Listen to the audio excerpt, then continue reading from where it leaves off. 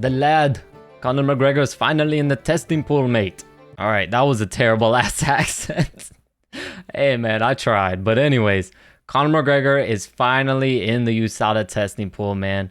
So now that leads to wonder, what took him so long? I'm pretty sure you have to wait about 6 months from starting the USADA testing pool until you can actually fight. So it's still going to be a little while before we get to see him in the ring. But the real question is, what took him so damn long? And to me, in my opinion, it's no conspiracy. He was off of that thing. No, not that thing. He was off of the sauce, all right? He was taking some roids, but it's not as big of a deal as people might want to make it seem, in my opinion. Taking steroids while you're actively fighting is without a doubt a crime, in my opinion. You should go to jail because that should be fucking assault with a deadly weapon if you're on the juice and you're actively fighting someone like Vitor Belfort. But granted, he did it when, you know, testing wasn't around, but you could see the difference. You could see the performance difference. You could see the change in their bodies. Look at Vitor Belfort, man. TRT Vitor, crazy, a legend, a champion. And now, after that, didn't look the same at all. So you can clearly see the positive effects something like taking steroids will have on your body. And as you can see, Conor McGregor, he hasn't been shy in showing off his new physique. The guy is bulked. He's yoked. He's hulked up for real. And this guy, in some pictures, he looks more red than a tomato. This guy is freaking amped up, ready to go, ready to fight. I don't know how well he'll perform, but he looks anxious to get in there. But the real question is that people want to know is, has he been taking the juice the entire time? Was he on the juice since he refused to get tested by USADA, hopped on that boat, you know, went out into the seas. USADA couldn't reach him. They couldn't even try to test him. You know, why was he avoiding USADA so much? I think the answer is obviously he was on the juice. He looks like his piss would melt that USADA cup. I know a lot of people are making a big deal about it. They're saying like, oh, he's on the juice. That's going to help him a lot. No, if it's not in your system anymore, like I said, look at Vitor Belfort. If it's not in your system anymore, it's not going to do anything. It's not going to do anything for you. It's going to do something for you while you're on it. But the second you get off of it, it's actually going to hurt you than help you. And to be honest, with coming off of that injury, the injury Conor McGregor had in that third fight against Dustin Poirier, he should have been on the steroids. He should have been on the juice. Because if you guys don't know, that helps you heal quicker. That helps your muscles, your everything. That helps it all come back quicker.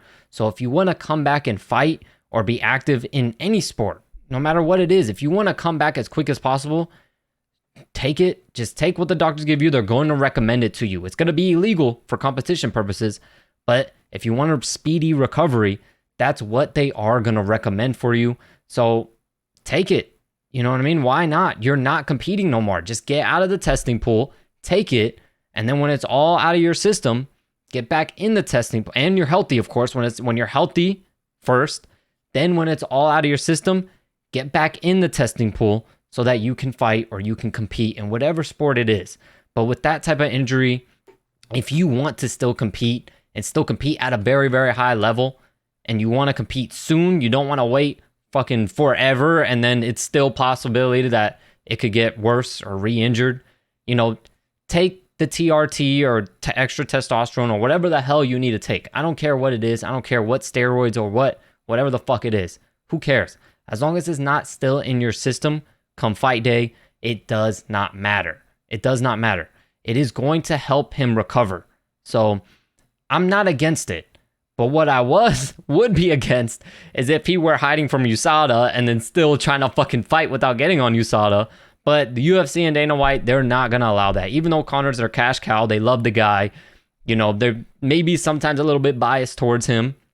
They're not going to allow that because that nowadays will be completely illegal. And I think a lot of fighters would leave the promotion if they were to do some shit like that. So I don't think they're going to risk that. But, you know, if he were to try to fight without going to USADA, then we have a serious issue.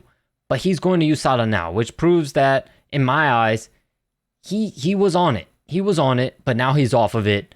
And I'm interested to see, to be honest, because the testing now has been crazy. They can see like such small, minute amounts of traces of shit in your body that I wonder if there's still like those tiny traces of something in his body, if they are going to release it out. Because they're going to tell him.